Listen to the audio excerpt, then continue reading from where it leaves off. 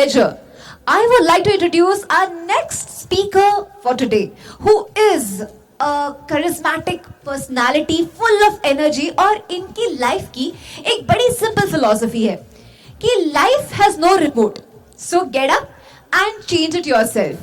Yes, I'm talking about none other than our eminent guest speaker for today, Mr. Vinod Thakur. Mr. Vinod Thakur started his career in Bombay as a site supervisor in 1986. In 1989, he started his own real estate agency and now he is the CEO of Square Feet Property Consultant Private Limited. He specializes in the marketing of residential and commercial projects spread across Maharashtra and Gujarat and a strong network pan-India through NAR India affiliation.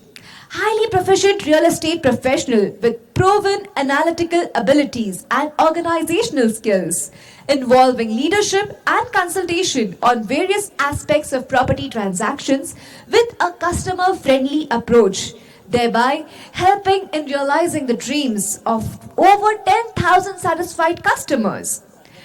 A personality we all aspire to be. An all-rounder, communicative, fast learner, innovative, self-motivated tutor, trainer and team builder.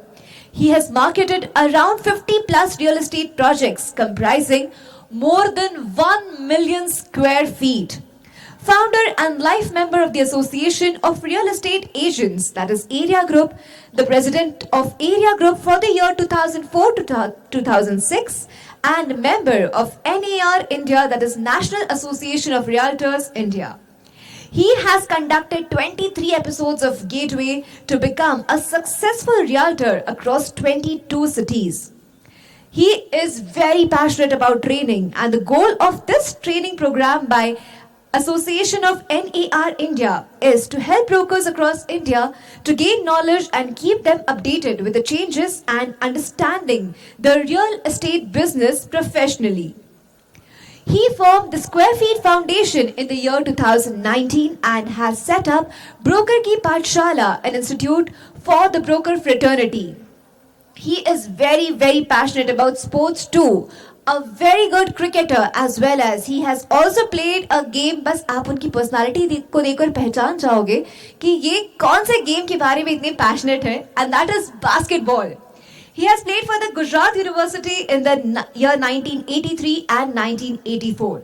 A person who just not says and delivers life philosophies but also works on it. Yes, he has the remote control in his hand and he has always stepped up and changed his channels in life according to his desires. Thank you. Wait. Wait कर रही है. So can we give a big round of applause to her, please? Huh? Very well done. Thank you. नमस्कार दोस्तों. प्राण और सारे team member को किसी एक का नाम नहीं लेता हूं, अदरवाइज गड़बड़ हो जाएगी जाते जाते. सभी मेंबर्स के लिए एक बार जोरदार ताली. आज हमारा दिन है. दलाल, real estate agent, broker, consultant, advisor, realtor, जो भी नाम दे दो, क्योंकि अल्टीमेटली जैसे संदीप और समीर ने एचडीएफसी से जो लास्ट स्लाइड आप सबने ध्यान से नहीं देखी होगी, लास्ट स्लाइड में नीचे एक वर्ड था, एक लाइन थी, अपनी जगह बनाओ. हम सबको अपने आप को उस वैल्यू क्रिएट करनी है हमारे अंदर. हमको स्वामी जी बताने वाले बाद में कि हमको क्या अंदर से क्या वैल्यू क्रिएट करनी है, ताकि हम रियल एस्टेट ब्रोकर, रियल्टर का जो सही मायने में जो मीनिंग है वो हम अच्छी तरह से कर पाए. आप सबको बधाई. आज का दिन 7/12 मेरे ख्याल से नासिक के साथ मेरा बहुत पिछले जन्म का कुछ न कुछ तो नाता रहा है, क्योंकि ये 5वीं बार आया हूँ और जब भी आता हूँ मजा लगता है, अच्छा लगता है. हर वक्त नासिक को बदलते हुए मैं देख रहा हूँ. पिछले 7-8 साल के अंदर बहुत ही अच्छी तरह से तरक्की हो रही है. और जैसे पिछले स्पीकर ने बताया नासिक के बारे में कि क्या हो सकता है 2030 2040 में, मुझे खुद को मतलब आया तब से शाम से यही लगता है कि ये एक घर यहाँ पे तो होना चाहिए. तो एक ABH के लिए बहुत जोरदार ताली होनी चाहिए. जिस तरीके का ऑर्गेनाइजेशन है, जिस तरीके के प्रोजेक्ट्स लेके आ रहे हैं, जिस तरीके की अपॉर्चुनिटीज हम सबके लिए उन्होंने क्रिएट की है, और आज जो माहौल में हम 7/12 को सेलिब्रेट कर रहे हैं वो अपने आप में एक बहुत ही अच्छी मेमोरेबल मोमेंट हम लोग क्रिएट कर रहे हैं हम सबके लिए. So thank you ABH for being part of 7/12. दोस्तों, हमारा जो बिजनेस है वो स्वामी जी एक स्वाध्याय के प्रणेता थे, पांडुरंग शास्त्री। काफी टाइम लोग पूछते हैं रियल एस्टेट ब्रोकर क्या है, तो उन्होंने बहुत अच्छी डेफिनेशन दी थी ब्रोकर की।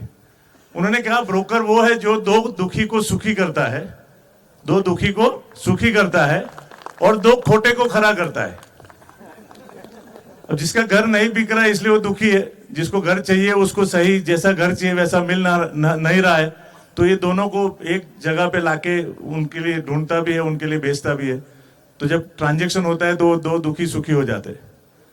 और दो खोटे को सही मतलब जो बेचने वाला है उसको 1 करोड़ रुपया चाहिए, लेने वाला वही चीज 50 लाख में मांग रहा है। अब वो दोनों को अपने अपने तरीके से समझा बुझा के मार्केट दिखा के एनालिसिस दिखा के बीच में लाके किधर 75-80 लाख में दोनों को मिला के ट्रांजेक्शन करता है। मतलब वो दोनों खोटे थे, वो दोनों को सही जगह पे लाके काम करता है। इसलिए ब्रोकर को बोलते हैं कि दो दुखी को सुखी और दो खोटे को सही करता है। लेकिन मैं आज आप सबके सामने जो डिस्कशन करने वाला हूं कुछ अलग है। हम सब बिजनेस की बात करते हैं कि रियल एस्टेट इंडस्ट्री, जैसे उन्होंने बताया 13% जीडीपी के अंदर कंट्रीब्यूशन रहेगा, सेकंड और थर्ड लार्जेस्ट एम्प्लॉयर है रियल एस्टेट इंडस्ट्री। ब्रोकर का रोल क्या है, हम लोग क्या कर रहे हैं वहां पे?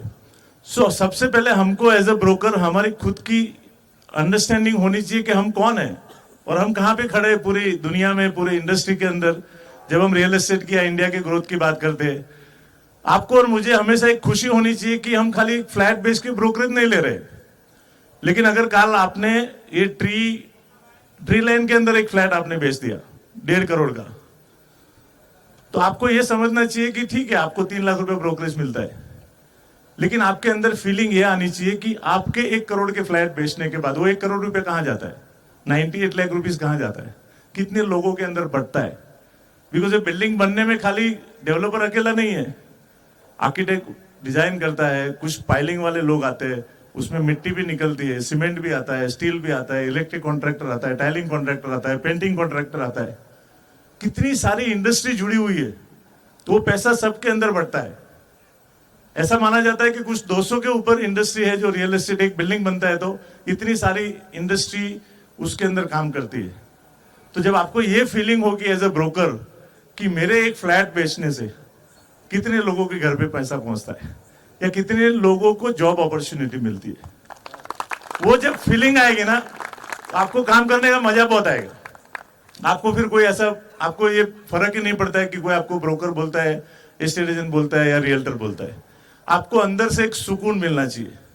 आज मैं आपसे बात करने वाला हूं वो है कि कस्टमर सर्विस के ऊपर रियल एस्टेट के अंदर सबसे लास्ट है। मैं आपको बोलता हूं रियल एस्टेट इंडस्ट्री और कस्टमर सर्विस। कस्टमर सर्विस आपको अगर सीखनी है तो मैंने एचडीएफसी से सीखी है 35 साल में।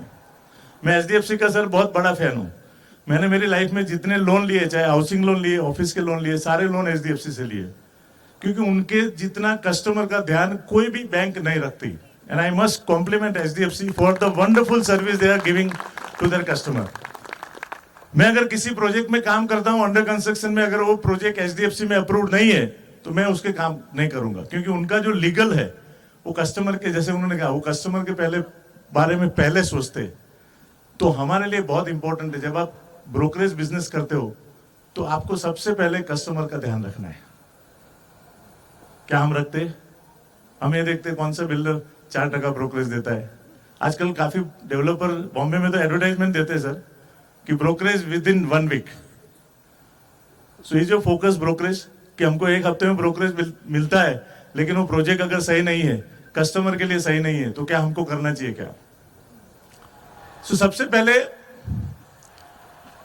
मुझे पर्सनल एक्सपीरियंस हुआ है ये इंडस्ट्री का, जब मैंने खुद अपना मुंबई में पहला घर, आई एम टॉकिंग अबाउट 1987, रेंट पे लिया था। उस जमाने में रेंट लीगल नहीं था, कोई एग्रीमेंट नहीं होता था, और ज्यादा करके महाड़ा के या गवर्नमेंट कॉलोनीज होते थे जहाँ पे जिनको फ्लैट अलॉट हुआ है वो अपने खुद के रूम में रहता था बॉम्बे में, और वो फ्लैट भाड़े पे देता था जो इलीगल था। तो ऐसा फ्लैट भाड़े पे लेने के टाइम मुझे 3 रेंट ब्रोकरेज देना पड़ा। 1000 रुपया रेंट था और 3 भाड़ा ब्रोकरेज था, मतलब 3000 रुपया रेंट 11 महीने के एग्रीमेंट के लिए। आप सोचो कि कितना तकलीफ होता। मुझे तो तकलीफ हुआ था उस टाइम पे कि यार एक ऐसा रूल है कि आपको 11 महीने के लिए भाड़े पे फ्लैट लेना है और आपको 3 भाड़ा दलाली देना पड़ता है। और मुझे याद है जब मैं फैमिली के साथ में टेम्पो में उस घर के बिल्डिंग के नीचे पहुंचा तो 3 ब्रोकर थे, और वो ब्रोकर भी ऐसे जिसके गले में चैन है, मावा है, मुंह के अंदर, मतलब एकदम टपोरी जैसा लगता था कि अपन किधर एक रेंट आगे पीछे हुआ 10 दिन तो उठा के बाहर फेंक देगा। वही ब्रोकर था उस जमाने में, उसको ही दलाल बोलते थे। तो मुझे बोलता है विनोद भाई ब्रोकरेज पहले देना आप। तो मैं बोला भाई 1500 रुपया रखो, 1500 रुपया 2-3 दिन में देता हूँ। बोले नहीं 3000 रुपया पूरा नहीं होगा तो सामान नीचे मत उतारना टेम्पो में से। एंड बिलीव मी, मुझे वो दूसरे 1500 रुपया जमा करने के लिए तकरीबन 2 घंटा लगा था, और 2 घंटे तक मेरा फैमिली टेम्पो के अंदर बैठा था। तभी मुझे रियलाइज भी हुआ। तो मैंने उसको बोला भी, मैं बोला यार आप ऐसे बिजनेस करते हो, कस्टमर को ऐसे ट्रीट करते हो, आप ऐसे करेंगे तो आपका बिजनेस बढ़ेगा कैसा? बोले हमको नहीं मालूम है, हम 3 जन है, हमको अभी का अभी पैसा लेके खत्म करो। हमारा जो बिजनेस है ना वो इसलिए अनऑर्गेनाइज है, इसलिए लोग हमको रिस्पेक्ट नहीं देते, बिकॉज मुझे लगता है कहीं ना कहीं हम भी है ना कस्टमर को रिस्पेक्ट नहीं दे रहे, और ये हम सबके लिए इंक्लूडिंग मी। तो आज मैं आपके साथ कुछ शेयर करूंगा कि हमको अगर लाइफ में अच्छा बिजनेस करना है, ये रियल्टर वर्ल्ड के उधर जाना है, तो हमको क्या करना चाहिए, कस्टमर के लिए हम क्या क्या नहीं कर सकते। तो मेरा टॉपिक आज का है how to be a customer centric realtor. Customer को हम सेंटर में रख के अपना बिजनेस कैसा करना चाहिए। मैं मेरे पर्सनल कुछ एक्सपीरियंस है वो शेयर करूंगा आप सबके साथ में। हो सकता है उसमें से कुछ आप साथ में लेके जाए, कुछ ना कुछ आपको काम में आएगा। सबसे पहला क्वेश्चन आप सबके लिए कि आपके लिए कस्टमर कौन है। ज्यादा करके हम ये सोचते हैं कि जो कस्टमर घर लेने आता है वही हमारे लिए कस्टमर है। संदीप भाई मैं ऐसा समझता हूं एचडीएफसी के लोग भी मेरे कस्टमर है। इस हिंदुस्तान में जो भी नया बच्चा जन्म लेता है वो मेरा कस्टमर है। जितने डेवलपर है, ABH is my big customer. ABH के पास बहुत अपॉर्चुनिटी है। 868 अपार्टमेंट तो यहाँ पे बोला, 54 commercial, another 42 commercial shops, plotted development. He is your biggest customer. तो आप पहले तो डेवलपर को कितने लोग कस्टमर समझते हैं, हाथ ऊपर करेंगे क्या? कितने लोगों को ऐसा लगता है कि developer is your biggest customer? Because आप जब प्राइमरी मार्केट की बात करते हैं, नए प्रोजेक्ट्स की बात करते हैं, तो आजकल वहां पे कस्टमर अभी तो ऑनलाइन हो गया, रेरा हो गया, इतने सारे डिजिटल मीडियम आ गए हैं, तो जो कस्टमर है वो ब्रोकरेज देता नहीं है। M I right? Primary market में कोई है ब्रोकर जो मेरे जैसा कस्टमर से 1% ब्रोकरेज ले सकता है? वेरी गुड, बहुत कम है, but very nice, because you are creating value. आपकी वैल्यू तभी होगी जब आप अपनी खुद की वैल्यू पहले अपने आप को वैल्यूएबल बनाओ। So developer is your biggest customer. तो आप उनके साथ रिलेशनशिप कैसे बनाते हो, आपका उनके साथ का व्यवहार, आप उनके साथ कितने टच में रहते हो, वो बहुत इंपॉर्टेंट है। आप सब ने एक्सपीरियंस किया होगा अपनी अपनी लाइफ में। जैसे मैंने एचडीएफसी से लोन लिया है, या मेरा एचडीएफसी में बैंक अकाउंट है, मेरा क्रेडिट कार्ड भी एचडीएफसी का है, तो मुझे every day I get 1 or 2 mail from HDFC, और हर हफ्ते में एक कोई कस्टमर सर्विस का, रिलेशनशिप मैनेजर का फोन आ जाता है। क्या रियल एस्टेट में इतना फ्रीक्वेंट हम कस्टमर के साथ बात करते हैं? नहीं बात करते, करेक्ट? क्यों? Real estate is different from other industry. दूसरी इंडस्ट्री में क्या होता है देख सकते हैं आप लोग सब। फोन की हम बात करें, एप्पल की बात करते हैं फॉर एग्जांपल, उसकी जो कॉस्ट है वो 57,000 से लेके 1.3 लाख तक की। फोन जनरली हम 2 या 4, एक बार आप फोन लेके आए उसके बाद फिर 2-3 साल तो यूज करते हैं आप, correct? Giving customer service, they don't know what they need. अब यहां पे आपकी फ्रीक्वेंसी, उनको मालूम है अभी आज इसने फोन लिया है तो 2 साल तो वापरेगा वो फोन को। नाइकी के अगर आप शूज लेते, कोई भी कंपनी के शूज लेते, तो शूज का जो कॉस्ट है वो 3,000 से 20,000 के बीच में है। जनरली 8-9 महीने में शूज आप नया लेते हैं, करेक्ट? तो आप जहां पे भी शूज भी लेते होंगे ना, वो कंपनी के भी आप देखने, आपको एसएमएस आएंगे, कुछ आपको स्पेशल कूपन देंगे वो लोग। They will be in touch with you regularly, because आपकी फ्रीक्वेंसी है वो 9 मंथ की है। आपने अगर कार ले ली, कोई भी समझो, एवरेज मारुति की बात कर रहा हूँ मैं, 4-5 साल गाड़ी रखता है।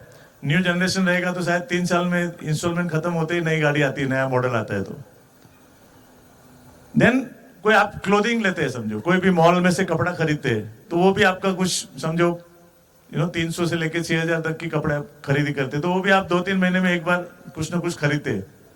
तो वो जो फैशन है उसकी जो फ्रीक्वेंसी है वो हिसाब से आपने देखा होगा कि वो लोग आपको टच पॉइंट होता है आपका कस्टमर के लिए, आपको कुछ ना कुछ मैसेज आएगा, कोई उनका स्कीम आ रहा है, या स्पेशल अगर आप प्रिविलेज है, आपने कुछ 25,000 50,000 के ऊपर की शॉपिंग की हुई है तो आपको एक प्रिविलेज कार्ड आएगा, उसके अंदर आपको पॉइंट्स आते हैं, but you will be finding lot of communication from them, am I right? आप सब लोग, लेकिन आप रियल एस्टेट में ऐसा कर सकते हैं, किसी ने 2 करोड़ का फ्लैट लिया तो आपको मालूम है हम लोग क्या करते हैं, अभी हो गया भाई, अभी 4-5 साल 6 साल तक तो 2 बेडरूम से 3 बेडरूम में आने वाला नहीं है, तो वो गैप बहुत बड़ा है, नंबर 1। नंबर 2, अमाउंट भी बहुत बड़ी है, because buying a house is one of the most 3 important decision of everybody's life. पहला डिसीजन क्या है? Career, second is your life partner, और तीसरा है घर। ये तीनों में बहुत सारी डिटेलिंग में जाता है, बहुत सारे लोग कनेक्टेड है, इमोशनल डिसीजन है, तो वो डिसीजन वापस इमीडिएटली नहीं आता है, क्योंकि हाउसिंग लोन लेते हैं तो it doesn't happen every time. So इसलिए आपका जो कनेक्शन है वो कस्टमर के साथ वो थोड़ा डिले होता है, जितना फ्रीक्वेंट दूसरी इंडस्ट्री में होता है उतना नहीं होता है। So how can we improve the customer service? हमारे इंडस्ट्री में कस्टमर सर्विस के लिए कोई सेगमेंट तो नहीं है किसी भी ऑर्गेनाइजेशन में, क्योंकि इंडिया में तकरीबन स्वामी जी 10 लाख ब्रोकर है मेरे जैसे, और 10 लाख में से 55-60,000 जो रियल्टर है वो रेरा रजिस्टर्ड है अभी तक ऑल ओवर इंडिया में। सो बाकी के जो है 9.5 लाख वो ज्यादा करके इंडिविजुअल ब्रोकर है, उसमें से मोर देन 90% के पास ऑफिस नहीं है, वो घर से या कोई नुक्कड़ पे खड़े रह के, अभी तो मोबाइल आ गया तो गाड़ी में घूमते ही काम करते हैं, तो इसलिए वो इंडिविजुअल ब्रोकर के पास अभी भी वो कस्टमर सर्विस के लिए स्पेशल कोई थॉट्स नहीं आते, वो एक फोकस रहते, एक ट्रांजेक्शन हो गया, they are giving good service, no doubt about that. मतलब कुछ ब्रोकर इंडिविजुअल मैंने देखा है, they become part of the family of that customer. But when you talk about a growing organisation, अगर आपको अपने आप को एक ब्रांड बनाना है, एक अच्छा ऑर्गेनाइजेशन क्रिएट करना है इंडिया में रियल एस्टेट ब्रोकरेज बिजनेस में, तो आपको क्या ध्यान रखना चाहिए? So, कुछ पॉइंट्स मैंने लिखे, आप सबको शायद काम में आ सकते हैं। So, सबसे इंपॉर्टेंट चीज है कि हम लिखते नहीं है, रियल एस्टेट में कुछ लिखते नहीं है, तो हमको पहले एक अपना विजन और मिशन स्टेटमेंट लिखना चाहिए कि आप कौन है, आपकी कंपनी का नाम एक अच्छी तरह से आप लिखिए कि what do you want out of your company, what is the message. आप जब भी कोई अननोन या फर्स्ट टाइम कस्टमर को किसी को भी मिलते हो तो आप अपने बारे में अगर किसी को 30 सेकंड में बताने हो तो क्या बताना चाहेंगे? What is the vision of your company, आपकी कंपनी का मिशन क्या है, वो आपको एक लिखना चाहिए। अगर आप इंडिविजुअल है तो भी लिख सकते हैं, ऐसा कोई जरूरी नहीं है कि बहुत बड़ी कंपनी के लोग ही खाली मिशन स्टेटमेंट लिख सकते हैं। आप इंडिविजुअल भी 2 लाइन का मिशन स्टेटमेंट डेफिनेटली लिख सकते हैं, बिकॉज वो आप लिखेंगे, रोज उसको पढ़ेंगे तो आपको पता चलेगा कि आपकी कंपनी क्या है और आपकी कंपनी को आपको कैसे कम्युनिकेट करना है इंडस्ट्री के अंदर। Second is get organised. Organise मतलब रियल एस्टेट ब्रोकर को एक कस्टमर के साथ कनेक्ट करने के लिए क्या क्या आवश्यकता होती है। अगर ऑफिस है तो बहुत अच्छी बात है, ऑफिस नहीं है तो स्मार्टफोन होना बहुत जरूरी। आप किसी को मिलने को जाते हो तो आपका एक टाइम मैनेजमेंट होना चाहिए। किसी को अगर आपने 9 बजे का टाइम दिया है तो कोशिश करें 8:45 बजे पहुंचने की। ऐसा नहीं होना चाहिए कि 9 बजे का टाइम दिया है और 9 बजे कस्टमर पहुंच जाता है, कस्टमर आपको फोन करता है कि भाई किधर हो, सर 2 मिनट में पहुंचा, तभी वो घर से निकल रहा है बंदा। सो वो चलता है, एटीट्यूड इज गॉन नाउ। अगर आपको आगे चल के अच्छी तरह से कस्टमर के लिए रिस्पेक्ट और ट्रस्ट, हमारा पूरा बिजनेस जो है ना वो ट्रस्ट और रिस्पेक्ट के ऊपर है, और ट्रस्ट तभी आएगा जब ये सारी चीजें मैं जो आपके साथ शेयर कर रहा हूं उसके ऊपर आप ध्यान देके अगर काम करेंगे। Be responsive. कभी कभी कोई फोन करता है तो हम एक मैसेज तो डाल देते हैं। अभी जैसे मुझे किसी का फोन अभी आ रहा था तो मैंने मैसेज डाला, I will call you later, correct? That's a good communication, somebody is calling you. लेकिन फिर मैं यहां से जाने के बाद कल सुबह तक उसको फोन ही नहीं करता हूं, और फिर वापस अगर उनका फोन आता है तो I think you are not a responsive person. So कुछ भी अगर कम्युनिकेट करते हो आप कस्टमर के साथ में, चाहे ये कम्युनिकेशन हो, 1-to-1 कोई कम्युनिकेशन हो रहा है आपका, आपने कस्टमर को बोला कि भाई मैं शाम को 5 बजे आपको ये चीज का डिटेल भेजता हूं, तो अगर आप नहीं दे सकते तो उसको 4:45 बजे फोन करके आप बोल सकते कि भाई नहीं हुआ है अभी तक ready, I will be able to give you next morning. अगर ये रिस्पॉन्स अगर आपका सही नहीं है टाइम पे, तो देन वो कस्टमर आपके ऊपर ट्रस्ट नहीं करेगा। Communicate effectively, as I said. Communication is was one of the most important tool to become successful broker. और जो कस्टमर के साथ आपका रिलेशनशिप और ट्रस्ट बनाना है, उसमें कम्युनिकेशन सबसे ऊपर आता है. Be proactive. कभी कभी मैं हमेशा रिक्शा की उदाहरण देता हूँ, रिक्शा की, कि हम लोग घर से बाहर निकलते हैं और 3 रिक्शा खड़ी एक साथ में, तो आप कौन सी रिक्शा में जाके पहले बैठते हो?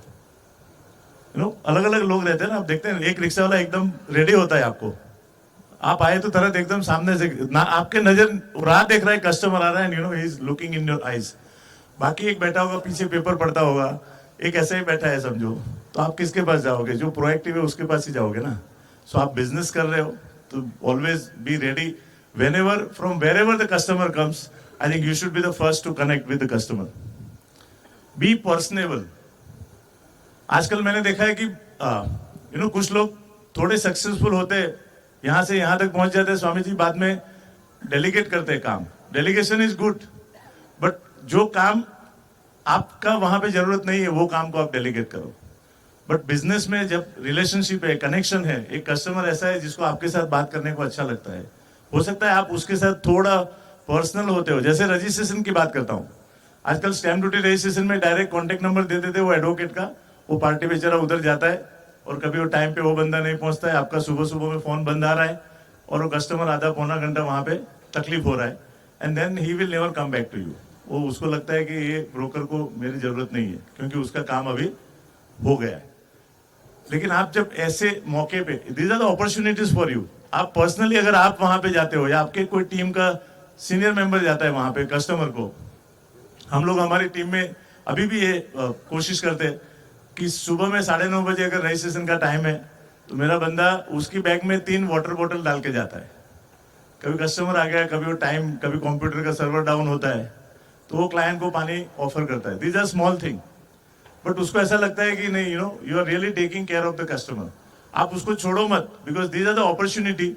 हो सकता है कि these small things matters that will create a great impression about your organization in the mind of the customer. Be professional. Professional का मतलब ये नहीं कि मैं सूट कोट पहन के आके खड़ा रह गया समझो. प्रोफेशनल का मतलब सब चीज में आता है. आपका कम्युनिकेशन से लेके, टाइम मैनेजमेंट से लेके, एटीट्यूड से लेके, आपका बिहेवियर, आप जो बोल रहे हैं वो आपकी बॉडी लैंग्वेज के अंदर आ रहा है क्या?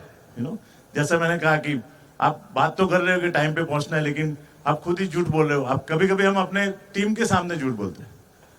आपकी टीम के सामने किसी का फोन आता है, आप ऑफिस में, और आप बोल रहे हैं बस अभी 2 मिनट में पहुंचा, एसवी रोड टर्न मार रहा हूं.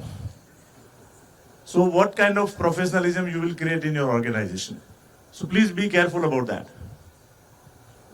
सो दैट यू केयर. जैसे छोटी छोटी बात कही मैंने, पानी की बोतल की, ऐसे बहुत सारे इंसिडेंट्स आपके करियर में, आपके लाइफ में, आपके डे टू डे हर एक ट्रांजेक्शन रियल एस्टेट में अलग होता है. I think real estate is the only industry जहां पे आप अगर ऑटोमोबाइल इंडस्ट्री लीजिए तो ऑटोमोबाइल में इंडिया में कितनी कंपनी होगी?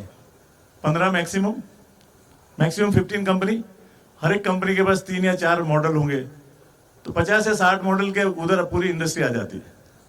आप टेलीकम्युनिकेशन ले लो, अगेन 10-15 कंपनी है मैक्सिमम, 3-4 मॉडल किसी का. There is no industry like real estate industry.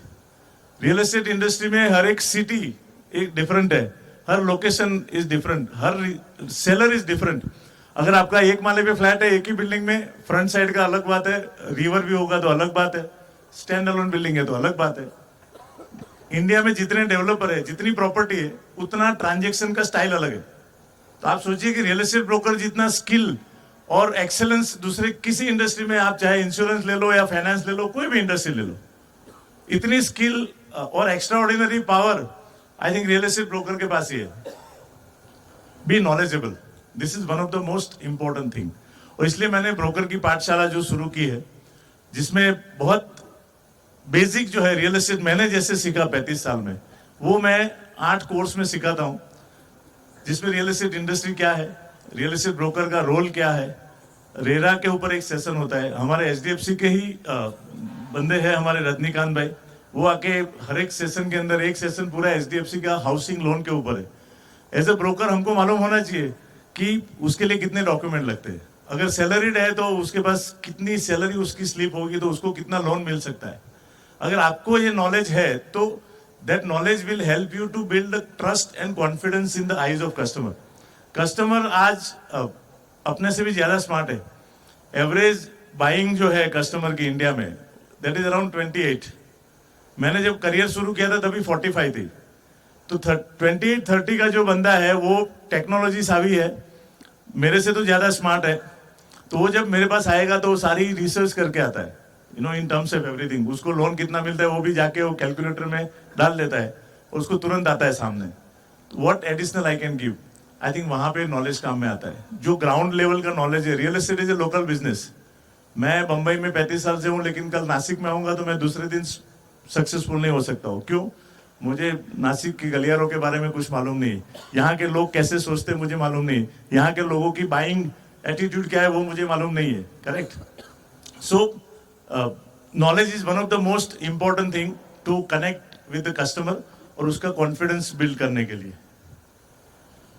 आजकल सीआरएम आ गया. अगर आप आपकी कंपनी ग्रो कर रही है, लोग ज्यादा है, ऑटोमेशन है, you should always use technology as a tool.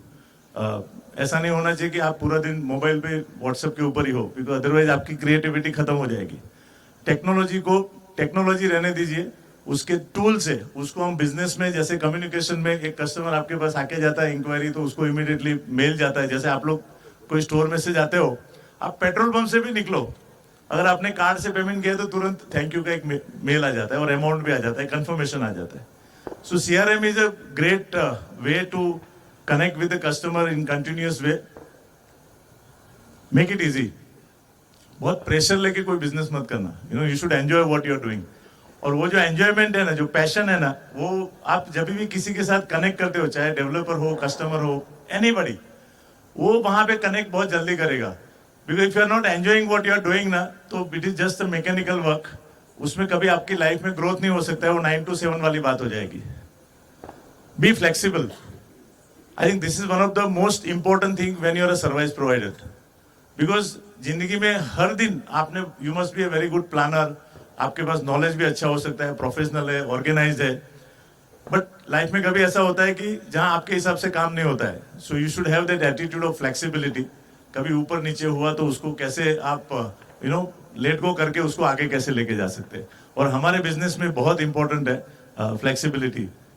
Provide value. जैसे मैंने कहा कि आप अपने आप की वैल्यू, आपको मालूम है पहले वो जो मॉडलिंग करके बोलते थे एडवर्टाइजमेंट में, जो लोग आते हैं ना, बोलते क्या करता है, तो मॉडलिंग करता है. और अभी आज समझो कोहली या वो लोग जो ऐड करते हैं उसको हम क्या बोलते हैं, ब्रांड एम्बेसडर. सो वो जो मॉडलिंग टू ब्रांड एम्बेसडर, वो ऐसे नहीं बना है, they have created that value. So हम लोग भी एस्टेट एजेंट, दलाल, ब्रोकर, रियल्टर पे जाना है ना, तो आपको अपने अंदर ये वैल्यू क्रिएट करनी पड़ेगी, ताकि न केवल आपको अपने ऊपर गर्व हो, लेकिन जो कम्युनिटी है, कस्टमर्स है, डेवलपर्स है, जितने भी लोग रियल एस्टेट से कनेक्टेड है, वो सब आपको एक रिस्पेक्ट के नजर से देखेंगे. And that depends on you, how you are creating your own value. Be positive. I think real estate broker से ज्यादा पॉजिटिव कोई हो नहीं सकता है कि जो बंदा आपको जमीन के ऊपर कुछ भी नहीं है और 50 माले का बिल्डिंग, 40 माले का बिल्डिंग सपने दिखा के बेच भी देता है और लोग ले भी लेते हैं. I think real estate broker जितना पॉजिटिव कोई हो ही नहीं सकता है. I don't think there is any other industry कि जहां पे कुछ काम नहीं हुआ है, अभी तक प्लान अप्रूव नहीं हुआ है और फ्लैट बेच के ट्रांजेक्शन कंप्लीट करके आता है broker. Follow up. This one word can be taken for 3 hours, you know. Follow up is, अगर किसी का फॉलो अप ठीक नहीं है तो वो कितना भी स्मार्ट होगा, कितना भी ऑर्गेनाइज होगा, कितना भी प्रोफेशनल होगा, he cannot be successful or she cannot be successful. Follow up कैसी बात है ना कि हम लोग रेस्टोरेंट में जाते हैं, करेक्ट, आपकी वेडिंग एनिवर्सरी और आप एक नए रेस्टोरेंट में चले गए. समझो रेस्टोरेंट में गए और बहुत ताव से अच्छा सेलिब्रेशन है, टेबल बुक किया, और फिर आपने देखा कि खाने में मजा नहीं आया आपको, और फिर आप वहां से आधे के टाइम में छोड़ के निकल जाते हो. वैसा ही कुछ हमारे साथ भी होता है. There are very few restaurant जो वो सोचने की कोशिश करते कि बंदा बीच में से उठ के क्यों निकल गया. हमारे पास हमारे सीआरएम सिस्टम में डेली 50 लीड्स आती है, हम उसके ऊपर फॉलोअप करते हैं. हमारे पास कस्टमर आते हैं जिनको हम विजिट करने के बाद 30 कस्टमर को आपने अगर फ्लैट दिखाए, 30 में से 3 ट्रांजेक्शन हो जाते हैं, हम खुश हो जाते हैं. हमने कभी ये कोशिश नहीं की कि वो 27 ट्रांजेक्शन जो नहीं हुए उसका क्या हुआ. वो कस्टमर वापस हमारे पास क्यों नहीं आए? How many of you have done this? बहुत कम लोग करते हैं, मैं आपको बोलता हूँ। अगर आप इसके अंदर थोड़ा डिटेल में जाएंगे, नॉट ओनली दैट, जो कस्टमर ने फ्लैट आपके पास लिया है वो कस्टमर को बाद में फॉलो अप कौन करता है?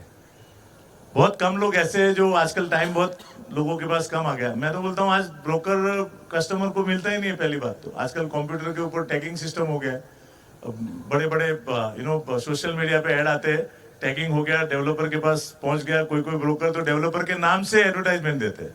M I right? डेवलपर के नाम से एडवर्टाइजमेंट देते हो आप। There are big companies who give fund also to broker कि आप हमारे नाम से एडवर्टाइजमेंट दो। I don't know, somehow somewhere we are going wrong in the business, क्योंकि आपको ब्रोकरेज तो मिल गई, आपके ट्रांजेक्शन हो गए आपकी कंपनी में 5, लेकिन आप क्लाइंट को तो मिले ही नहीं। क्लाइंट को पता ही नहीं है कि आपका ट्रांजेक्शन है। शायद आप वहां साइट पे भी पहुंच गए, आपने वो सेल्स वालों के साथ इंट्रोड्यूस भी कराया, but you represented yourself as a developer. So is it right? I think there is some problem. If you want to create your brand, if you really create a value in your own company, I think you should think about this. Because I have been seeing a lot of companies, बोलते हैं हमने 100 transaction कर दिए, but वो 100 transaction में आपका नाम नहीं है। So how will you grow? Because आज जो मार्केट है वो एक जैसा नहीं रहने वाला है। कल मार्केट ऊपर जाएगा तो ये टैगिंग मैगिंग सब बंद हो जाएगा। ऑलरेडी अभी 6 महीने से 45 डेज पे आ गया है, क्योंकि डेवलपर के वहां अगर डायरेक्ट सेल्स में फ्लैट बिक रहा है तो ब्रोकर को भी क्यों खड़ा करेगा फिर? And this I am being very naked truth. So as a broker you must understand, if you want to, Ratan Tata ने एक बार बोला था, if you want to go far walk alone, sorry, if you want to go fast walk alone, but if you want to go far walk together. I think it is very important for us. अगर हमको अच्छा business करना है तो आप value create करिए। आप customer के बारे में पहले सोचना, बाद में अपने ब्रोकरेज के बारे में सोचना। बिकॉज जैसा आपने अपने ब्रोकरेज के बारे में सोचा तो कस्टमर आपके पास नहीं आएगा, वो दैट इज डेफिनेटली श्योर। सो वहां पे फॉलो बहुत इंपॉर्टेंट आता है कि आप कस्टमर को हैंड होल्डिंग कहां तक करते हो। Are you doing that till position? But यहाँ तो आपको मालूम, कस्टमर को मालूम ही नहीं कि आपने ट्रांजेक्शन किया है। So this is a new generation transaction happening, but think about it. Though I am coming from an old generation, but I do technology also. But I want to see that if I am doing transaction, there should be my name. Customer must know who am I, and I am there to serve the customer till he gets the keys. So these are the 15 point I thought I'll share with you. How much time I have, sir? Okay. So few slides for you. जो corporate में generally मैं करता नहीं, मुझे तो बिना slide कोई बात करने को अच्छा लगता है क्योंकि यहां से निकलती है। But see when you are putting customers in the centre, तो 3-4 बातें बहुत इंपॉर्टेंट है organisation. I am talking about now organisation की, जहां पे आपके पास टीम है and you want to create a brand, जहां पे कैसे कस्टमर के बारे में सोचा जाता है। सो एम्पावर द फ्रंट लाइन। कभी कभी ये होता है कि मुझे क्या करना है मुझे मालूम है, लेकिन मेरी जो टीम है उनको मालूम ही नहीं है कि कस्टमर के साथ कैसे बात करना है। Correct? I will give you good example. ये कुछ सालों की बात है, तकरीबन मैंने जब फर्स्ट टाइम नासिक आया तो एग्जांपल दिया था। 2015 में मेरे अहमदाबाद ब्रांच में मेरा बंदा, एक क्लाइंट जो वाइस प्रेसिडेंट था कोई कंपनी के, उनको अहमदाबाद में ट्रांसफर हुई थी, तो उनको एक बंगलो लीज पे चाहिए था। तो एक डेवलपर का एक बंगलो उन्होंने जाके दिखाया और उनको पसंद आया, उन्होंने टोकन दिया। और डेवलपर के बंदे को वो क्लाइंट ने कहा कि भाई हमको किचन थोड़ा कुछ बना के चाहिए, तो उन्होंने बोला ठीक है, इसका इतना एक्सपेंसिस होगा। और टर्म्स नक्की हुआ, बिल्डर से मीटिंग हुआ and they give token amount 10,000 rupees, और रेंट पे ट्रांजेक्शन फाइनल हुआ। 1 महीने के बाद किचन रेडी होने के बाद आके उनको डॉक्यूमेंट करना था। अब 1 महीने के बाद उनकी वाइफ ने कहा कि हम पहले बंगलो देख के उसके बाद हम डॉक्यूमेंट साइन करेंगे। सो अगेन मेरे बंदे ने डेवलपर के बंदे को फोन किया, वो बंगलो पे मिला, और जब वो बंगलो एंटर किया उसने, तो डेवलपर का जो बंदा था उसके एक हाथ में सिगरेट था और एक हाथ में फोन था, और क्लाइंट अंदर गया और उस सिगरेट उसके हाथ में है और बंगलो दिखा रहा है कि आप देख लीजिए किचन। वो सिगरेट भी चालू है उसकी और फोन पे भी बात चालू है। थोड़े टाइम के बाद वहां से बाहर निकले और गाड़ी में बैठने के बाद वो क्लाइंट ने मेरे टीम मेंबर को बोला कि जयेश, अपने को अभी बिल्डर के पास नहीं जाने का है, we are not interested in this bungalow. तो उसने बोला सर क्या हुआ, बोला नहीं ठीक है, हमने जो 10,000 टोकन दिया है ना उसको छोड़ दो, कि we are not interested dealing with this company. So this is a small incidence, you know, कि you are insulting your customer. आप how can you do that, you know, कि कस्टमर के सामने फैमिली के साथ में आप सिगरेट पीते पीते फोन पे, you are just completely ignoring the customer. So it is not about money always, you know, या कोई ट्रांजेक्शन खाली पैसे के हिसाब से नहीं होता है. सो when you say that you really want to serve the customer, you want to give that customer delight, आपका कम्युनिकेशन और आपकी team member including your office boy को भी पता होना चाहिए कि आपकी कंपनी की वैल्यू सिस्टम क्या है. सो that is very important because he is the first person who will come in contact with the customer. Customer focus leadership. अगर टॉप बॉस को ये पता है कि मुझे कस्टमर को सही मायने में सेटिस्फाई करना है, तो उसका विजन और मिशन स्टेटमेंट उसी तरफ से आएगा और लास्ट का उसका टीम मेंबर तक जाएगा. Feedback drives continuous improvement. How many of us are taking feedback? हम लोग अपनी ब्रोकरेज मिल गई, पोजीशन दे दिया, सर गुड बाय. अगर वो मोमेंट है आप कस्टमर से, हम लोग आप छोटी छोटी बाइंग भी करते हैं ना, तो वहां पे आपसे बोलते हैं फीडबैक. आपको गूगल पे भी आएगा, समझो sir please share your feedback, please share your feedback. हम अगर हमारे कस्टमर से फीडबैक लेंगे तो हमको पता चलेगा कि वो सही मायने में ऑनेस्ट फीडबैक लीजिए तो आपको अपने इंप्रूवमेंट करने का मौका मिलेगा. लेकिन हम लोग बहुत कम ब्रोकर कंपनी मैंने देखा है कि जो कस्टमर से ट्रांजैक्शन पूरा होने के बाद फीडबैक ले रही है. Because there is always, nobody is perfect in this world, but your intention can be perfect.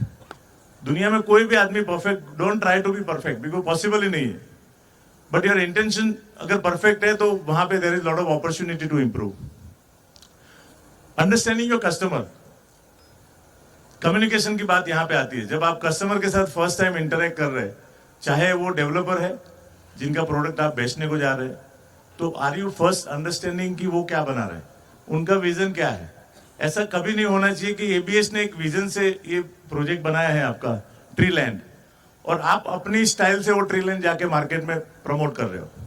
सो क्या होगा फिर? There is a mismatch. जो कस्टमर आपने कुछ बोला है वहां पे ट्री लैंड के ऑफिस में आके उनके ऑफिसर से बात करेगा.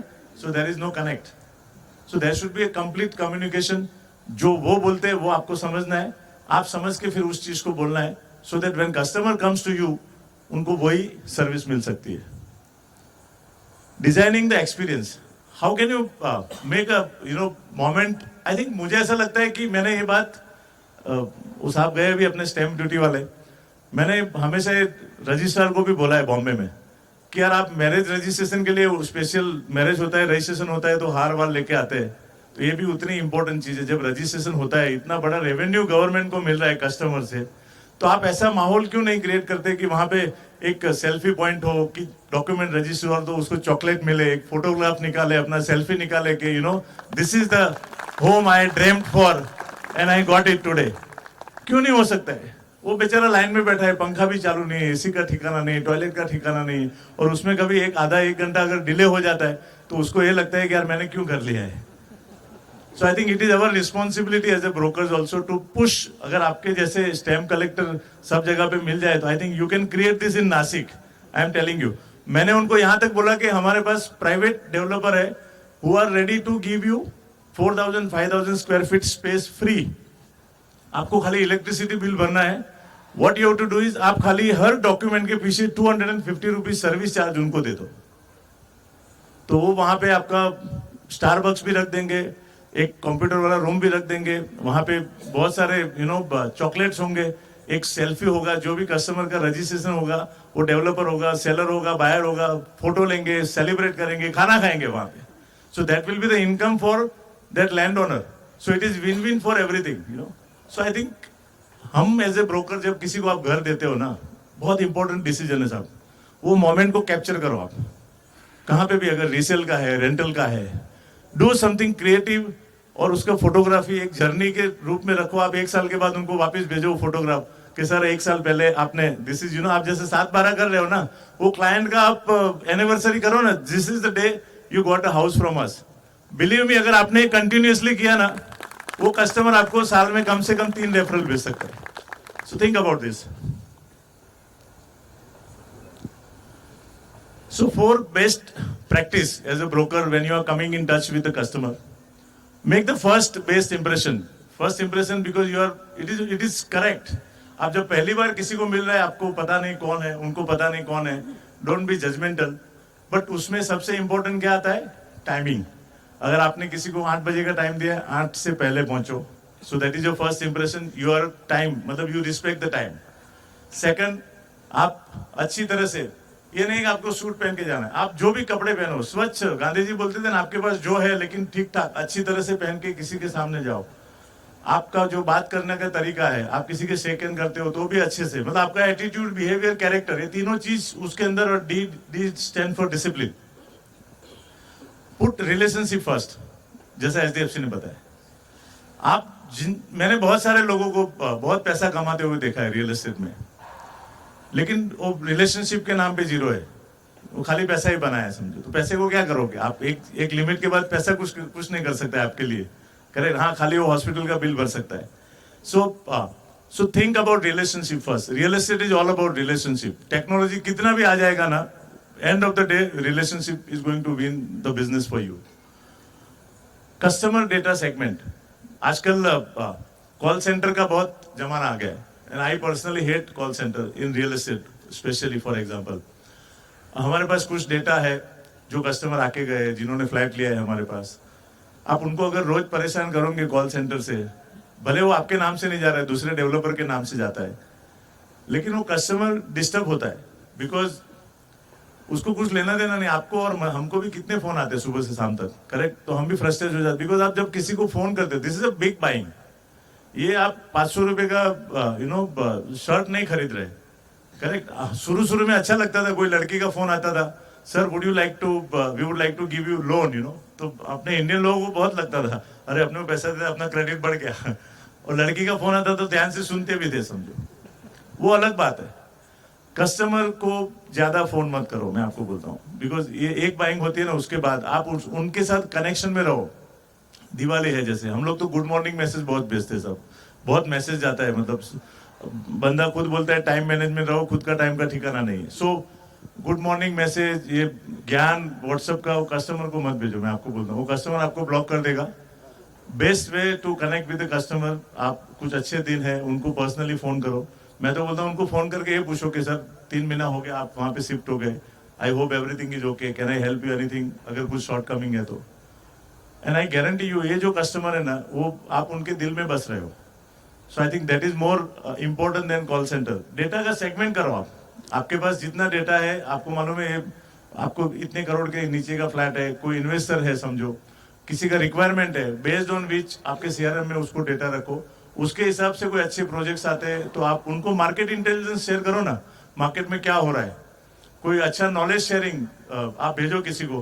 अभी जैसे मैं ब्रोकर की पाठशाला मेरे कस्टमर को भेजता हूँ तो उनको अच्छा लगता है। मेरे 3 कस्टमर ने उनके बच्चों को ब्रोकर की पाठशाला में स्टूडेंट के तौर पे भेजा है।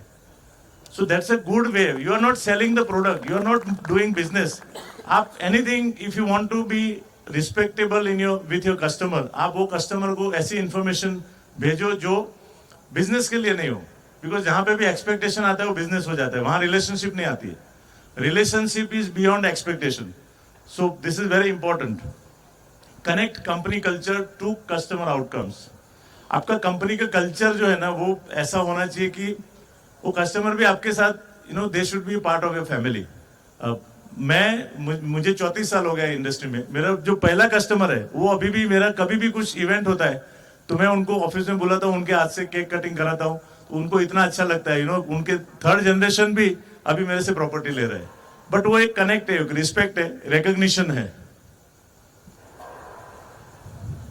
मार्केटिंग के अंदर बहुत इंपॉर्टेंट है कि आप ऐसी कोई गिमिक्स मत करो कि जिसके अंदर सच नहीं है। बहुत सारे लोग ऐसे मार्केटिंग करते हैं। सबसे पहले as a broker, don't market any product which is not RERA registered. चाहे कितना भी बड़ा बिल्डर हो, कोई भी हो, बट रेरा रजिस्टर अगर नहीं है तो as a broker we should not market that product. The moment you send that communication to any customer, और वो कस्टमर अगर आपको पूछता है कि रेरा रजिस्टर है क्या और आप बोलते नहीं है, तो आपका रिस्पेक्ट, रिलेशनशिप वो वहां पे खत्म हो जाता है। सो मार्केटिंग आइडियाज जो है ना, वो बहुत स्ट्रांगली लॉन्ग टर्म के हिसाब से आपको प्लान करना चाहिए। Stay connected with your customer bye either sharing the, जैसे मैंने बोला, राइट इन्फॉर्मेशन, उनकी फैमिली में अगर कोई बच्चों ने कुछ अचीवमेंट किया है तो कॉन्ग्रेचुलेट करिए उनको. Annual newsletter, calendars, diaries, this are very good way of being touch with customer, because आप उनको इंपॉर्टेंट समझते हो इसलिए आप उनको डायरी भेजते हो, आप उनको कैलेंडर भेज रहे हो, which is useful and through which you are also sharing your information. It is up to them how much time they want to see that what you are doing. It is like, let them know what kind of growth your company is doing. Spend more on client retention than acquisition. बहुत कम लोगों को मैंने देखा है कि वो जो client को रिटेन करने के लिए ज्यादा मेहनत करते हैं. उनको ऐसा लगता है कि 5-6 साल के पहले बंदा आने वाला नहीं है. बट अगर क्लाइंट के साथ आप सही मायने में रिटेंशन पे ध्यान देंगे ना, तो each good client, satisfied client will give you minimum 2 good lead every year. और अगर आप उसको रिकॉर्ड में प्रॉपर डेटा मैनेजमेंट में उसको करो और उस क्लाइंट को आप रिकॉग्नाइज करो at special event, you know, you can have a get together and invite them in front of other customer. You just recognise them that sir, just because of your referral we could do this much business. Give some memento to you so that other customers who they will also think, अरे यार इसको recognize किया तो हमारे पास भी कोई आएगा तो referral देना चाहिए, you know. And people are really looking for recognition. So these are about sorry. So हमारे इंडस्ट्री में 3 तरीके के कस्टमर आप टैप करते हैं. One is primary market. Primary market मैंने जैसा ज्यादा करके सोशल मीडिया पे ज्यादा कस्टमर है, उनके साथ कनेक्शन बनाना बहुत टफ है. It is not easy to build relationship with them. But these are few slides. What I am going to do is, ये मेरा प्रेजेंटेशन पूरा छोड़ दिया है. Kindly share with everyone because time बहुत कम है, मुझे गुरुजी को सुनना है. प्राइमरी मार्केट, सेकेंडरी मार्केट और rental market. So these are the 3 market जहां पे हम लोग एज ए ब्रोकर काम करते हैं.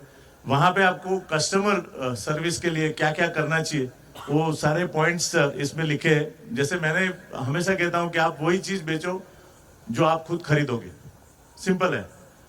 आप जैसे उन्होंने कहा था, मैंने रेंटल के अंदर भी आप किसी को फ्लैट देते हो तो जस्ट किसी का एडवर्टाइजमेंट से आ गया 25,000 का रेंट है, क्लाइंट को पसंद आया, आधार कार्ड देख लिया, नहीं. आप देखो कौन है, उनकी फैमिली में कौन है, कहाँ पे काम करते हैं, कहाँ से आए हैं. यू नो, आजकल गूगल में सब चीज मिलता है. आप कस्टमर से बात करते हो तब तक आप कंप्यूटर में अपने मोबाइल पे उनका नाम डाल के गूगल में चेक कर सकते हो. देयर आर कंपनीज जहाँ पे बड़े ट्रांजेक्शन है आपके कमर्शियल के. You must take help of those company who give you the reports. They charge you 15,000 to 25,000 rupees. आप नाम देंगे वो कंपनी का, पूरा उसका कुंडली निकाल के देगा आपको. उनके ऊपर कोई केसेस चल रहे हैं, ईडी के केस है, कुछ भी है. बहुत सारे ऐसे केस हो रहे हैं जहां पे क्लाइंट भी फंसता है, ब्रोकर भी फंसता है. और सर 3-3, 4-4, 5-5 साल तक वो प्रॉपर्टी अटैच हो जाती है, उसके ऊपर केस चलता है, उसको रेंटल नहीं मिलता है. It is not a easy job. So as a broker it is very important responsibility of us. यहाँ पे आप में डिफ्रेंशिएशन आता है कि आप अपने क्लाइंट का सब तरीके से, कि अगर आपका खुद का प्रॉपर्टी रेंट पे देना है तो आप इसके ऊपर कितना प्रिकॉशन लेंगे, वो ध्यान रख के अगर आप काम करेंगे ना, तो I think you can build a good customer base. So client retention is one of the most important thing. How will you know if you are doing right thing? So your customer, अगर आपके customer आपको recommend नहीं कर रहे, अगर आपने ये साल में समझो 25 ट्रांजेक्शन किए फॉर एग्जाम्पल, तो आप नेक्स्ट ईयर में ये देखिए कि वो 25 ट्रांजेक्शन जो आपके पूरे हुए उसमें से कितने लोगों ने आपको रेफरल दिया और रेफरल से आपके पास कितने ट्रांजेक्शन आए, एटलीस्ट लीड कितने आए. अगर एक भी लीड नहीं आए, एक भी रेफरेंस नहीं आए, you should go back to the board and check कि आपने जो 25 ट्रांजेक्शन किए उनके साथ या तो कम्युनिकेशन प्रॉपर नहीं किया या तो कुछ गड़बड़ है. I think you should go and meet those 25 customer personally and understand where are you going wrong. Retention is easier than finding a new customer. नए कस्टमर को खोजने के लिए आपको अगर 80 पैसा लगेगा तो जूने कस्टमर से रेफरल पाने के लिए 20 पैसा लगेगा. So how will you know if you are doing right? Customer life time value.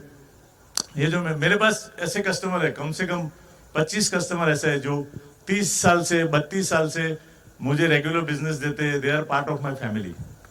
So I think आप जितने ज्यादा ऐसे कस्टमर को जमा करेंगे, फोकस करेंगे, तो वो बोलते हैं ना, वो रिकरिंग जैसे प्रीमियम मिलता रहता है. So you should more focus on CLV, customer lifetime value, if you really want to build a good brand and good business. So आपको 5 स्टार मिलेगा गूगल के ऊपर, तो समझना you are on the right track. So दोस्तों, चलते चलते Covid के बाद आया तो गुरुजी बैठे हैं, तो कुछ पंक्तियां, बहुत अच्छी पंक्तियां है. कभी कभी व्हाट्सएप में भी गुरुजी अच्छा ज्ञान आ जाता है अगर हम अपने अंदर डालते हैं तो.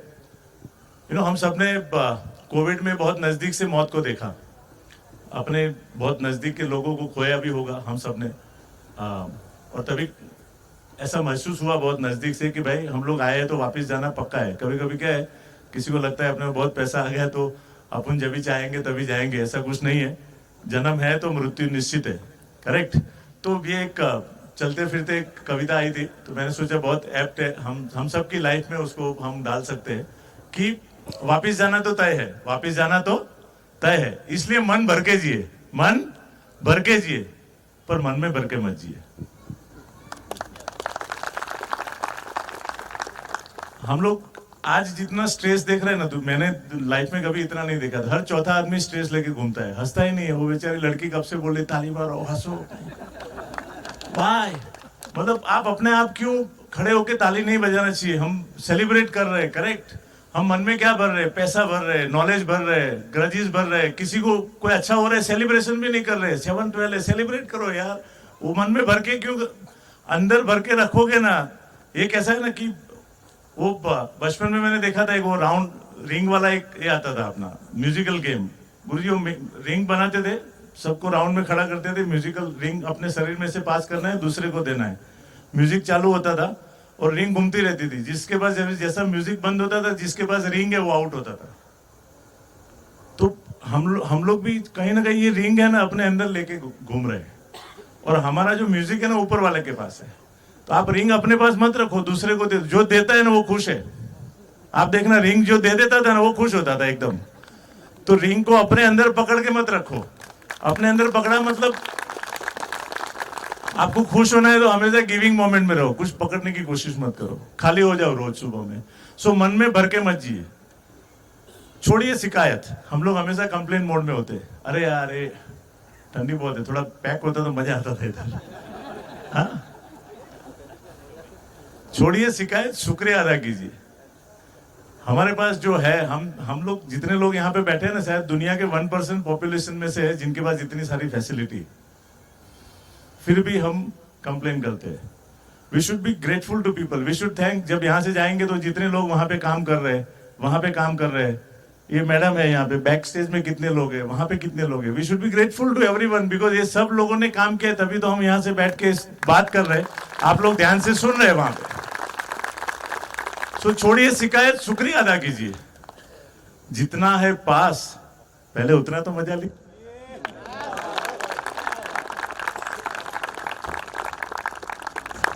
हमारे पास देखते नहीं हो, नया लेने की कोशिश कर रहे हैं रोज. जितना है पास, पहले उतना तो मजा लीजिए. चाहे जिधर से गुजरिए जिंदगी में, चाहे जिधर से गुजरिए, एक मीठी सी हलचल मचा दीजिए. मतलब ऐसा जिंदगी जियो जिधर जाओ आदमी बोले अरे यार वाह क्या बंदा बंदी, मस्त मजा आ गया एकदम. माहौल बना दो आप, एनर्जी बना दो जहाँ पे भी जाओ. उम्र का हर एक दौर मजेदार है. हम लोग कभी बोलते हैं अरे नासिक पहले मस्त था 15-20 साल पहले, अभी मजा नहीं है. ऐसा नहीं है, नासिक अभी भी उससे अच्छा है. उम्र का हर एक दौर मजेदार है. अपनी हर उम्र का मजा लीजिए, क्योंकि वापिस जाना तो तय है, वापिस जाना तो तय है. Thank you. Giving us so much learnings about the realtor industry. और इसके बाद आई होप कि सबको पता चल गया कि हम कितनी ऊपरी तौर पर काम करते हैं. राइट? मतलब कितना काम करना बाकी है. When I was invited for this event as a host, I remember one thing जो मेरे जहन में आई थी कि realtor वो होता है जो हमें घर दिलाता है. Right? So he is a person, he or she is a person who is very much instrumental in giving us or fulfilling our dream. But ऐसे कितने लोग हैं जो एक्चुअल रियल्टर्स को अपने घर के फैमिली फंक्शंस में बुलाते हैं. राइट? सो हेंसफोर्थ आई होप कि ये सारा कस्टमर सर्विस के बारे में जो सर ने बताया है वो कहीं ना कहीं नासिक में नेक्स्ट लेवल पर जरूर जाएगा. So huge round of applause.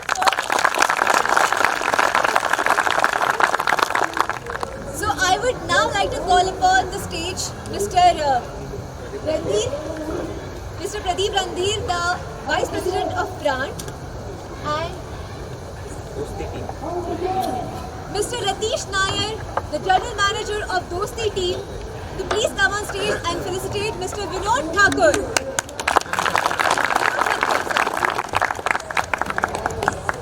Photo बराबर आएगा ना भाई?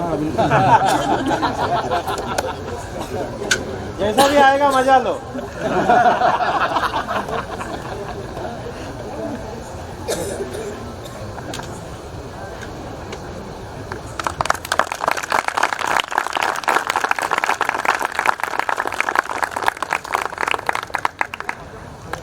Thank you so much, Vinodji. And अधिक प्रॉपर्टी पाहण्यासाठी propertymaharaष्ट्र.com ह्या पोर्टलला व्हिजिट करा। हे चॅनल लाईक, शेअर व सबस्क्राईब करायला विसरू नका। तसेच प्रॉपर्टी महाराष्ट्र हे फेसबुक पेज लाईक, शेअर व फॉलो करा। पुन्हा भेटूया नवीन व्हिडिओ घेऊन। धन्यवाद।